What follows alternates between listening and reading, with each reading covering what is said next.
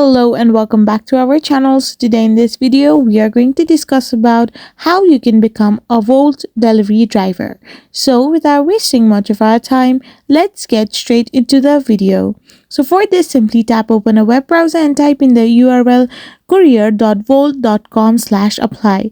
Once you do this, you'll end up in this kind of interface where all you need to do is simply scroll down below to the section where it is written ready to become a Wolt courier partner. So once you're in this section, you need to simply fill in all the details that have been asked by the Wolt app.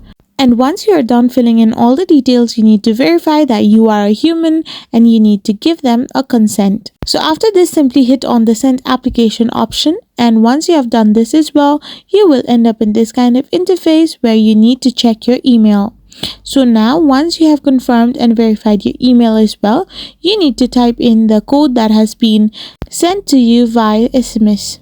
So after this is done, you need to hit the verify button and then follow the on-screen prompts.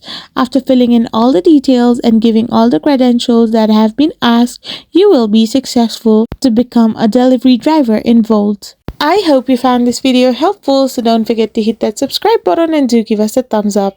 Thank you for watching.